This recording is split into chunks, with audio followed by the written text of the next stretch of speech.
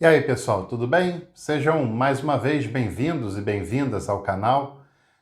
Se você não é inscrito, inscreva-se. Se você puder também gostar desse conteúdo, deixe o seu like e compartilhe com outras pessoas, que vai nos ajudar muito e também levar conhecimento para mais pessoas. Você, com toda certeza, já ouviu falar sobre panteísmo e provavelmente você não gostou quando ouviu essa definição que diz resumidamente que tudo é Deus, tudo é Deus. Não só Deus, o ser celestial, como também a criação dele é divina, né? Os seres humanos, os animais, as plantas, as florestas, as águas, tudo é Deus. Bom, essa definição de panteísmo eu entendo por que você não concordou totalmente com ela, por que você teve as suas problemáticas em relação a isso, mas é legal e é muito interessante a gente pensar um pouco sobre essas definições de sistemas religiosos. Muitas vezes a gente pensa que sistemas religiosos são cristianismo, islamismo, budismo. Não. Essas são manifestações de religiosidades, mas todas elas têm, de alguma forma, sistemas religiosos que melhor atendem às suas tradições e às suas construções.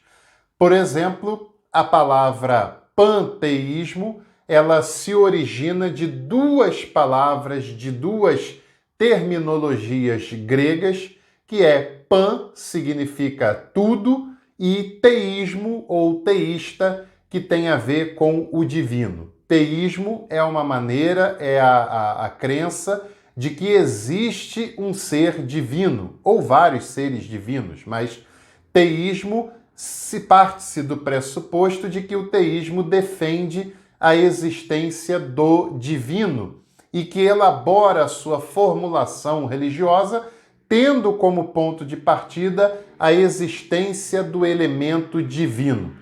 Então, panteísmo significa que tudo é divino, que tudo é Deus, que tudo é divinizado.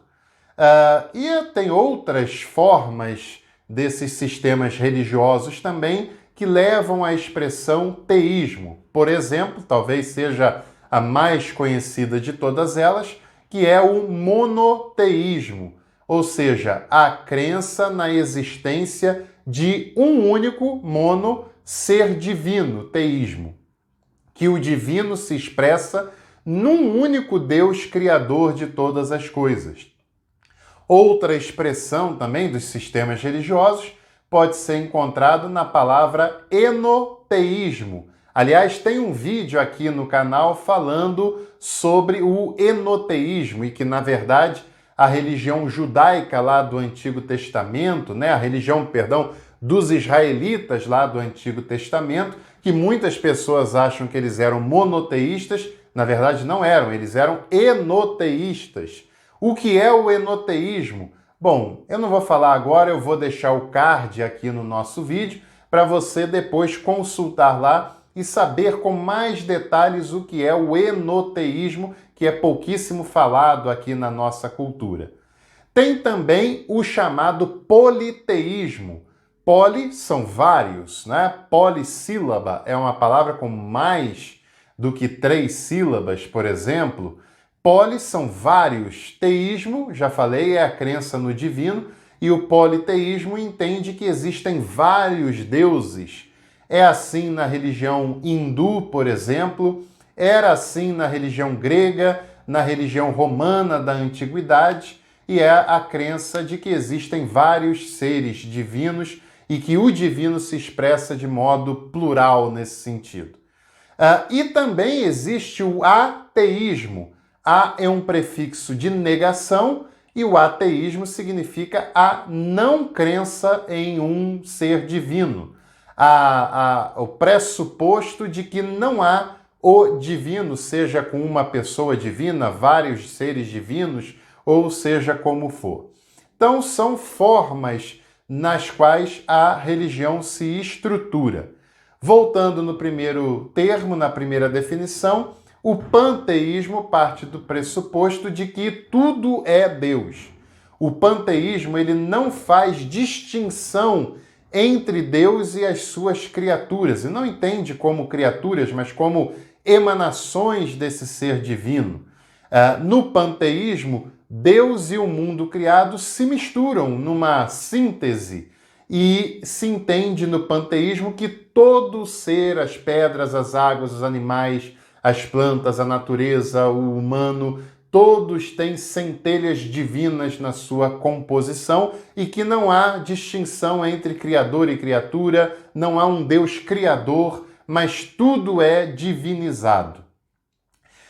Lamentavelmente, foi por causa disso que muitos cristãos, equivocadamente, empobrecidamente, irresponsavelmente, desprezaram durante anos e anos e anos as preocupações ecológicas que o cristianismo deve ter, as iniciativas ecológicas que as igrejas devem ter e que, na verdade, até hoje, a grande maioria das igrejas, de um modo ignorante, de um modo pobre, de um modo irresponsável, até hoje a maioria das igrejas desprezam as questões ecológicas.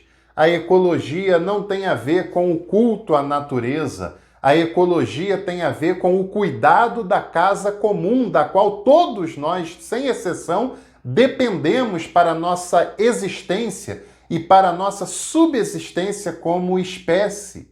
Que o ser humano é dependente de todo ser criado por Deus, de toda a estrutura ecológica criada por Deus. De outro lado, a natureza não depende do ser humano, mas o ser humano depende da natureza.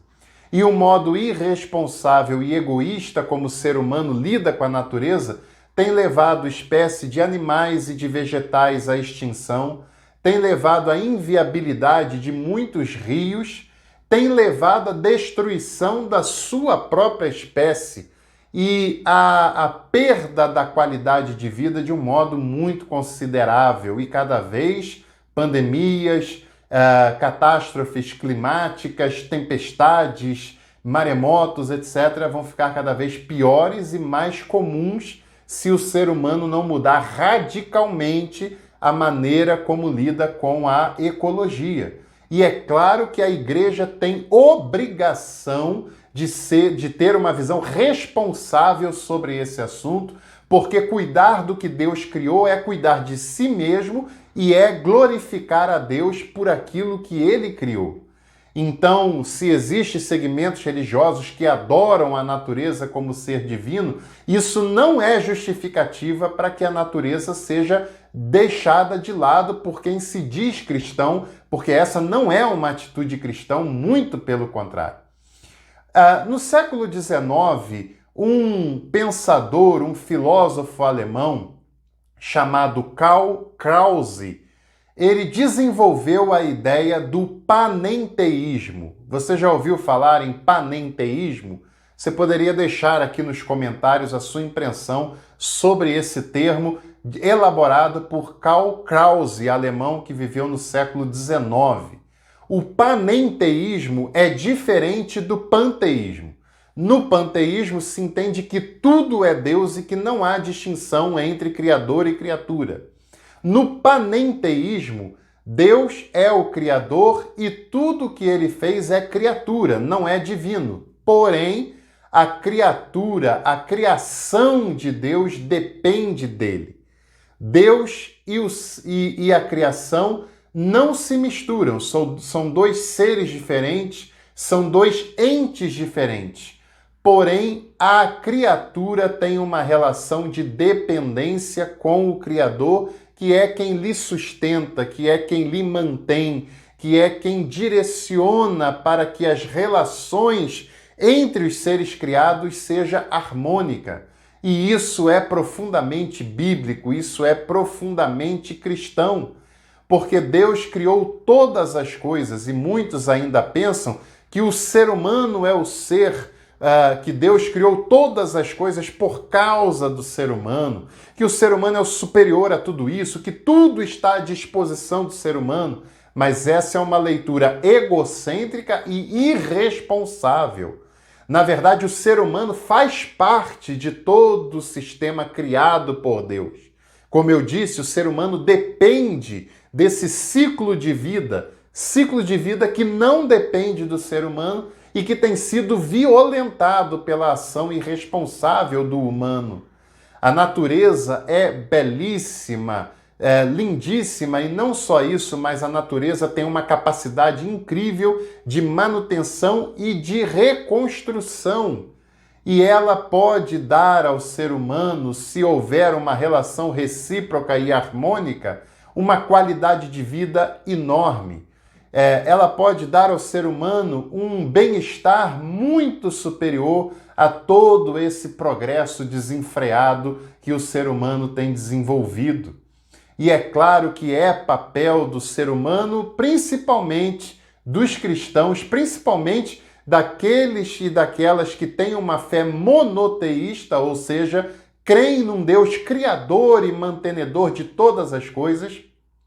É um compromisso cuidar de tudo que Deus criou, porque tudo que Deus criou testemunha do Criador, tudo que Deus criou reflete a glória, a bondade e a misericórdia do Criador, e tudo o que esse Deus criou mostra o quanto Deus é bom e misericordioso para com o ser humano. Porque não foi dado à sua disposição para fazer o que quer, não, mas foi dado o melhor ambiente possível para que o ser humano viva e viva bem e viva em abundância, conforme Jesus disse. Então, panteísmo é uma coisa, panenteísmo é outra coisa. É acreditar que tudo que foi criado por Deus, está em relação com Deus e faz parte do ciclo vital que Deus criou para que a vida floresça, para que a vida produza, para que a vida seja respeitada, seja a vida que for, não só humana, mas animal, vegetal, mineral, e para que haja relações mais harmônicas possível para o bem de todos e de tudo que faz parte do ciclo vital criado por um Deus bom, misericordioso e perfeito em suas relações. Que Ele nos ajude e que a gente assuma o compromisso de cuidar daquilo que Ele criou, porque é glorificar a Ele e cuidar de nós mesmos, inclusive. Um abraço, fique bem e até o próximo vídeo desse canal.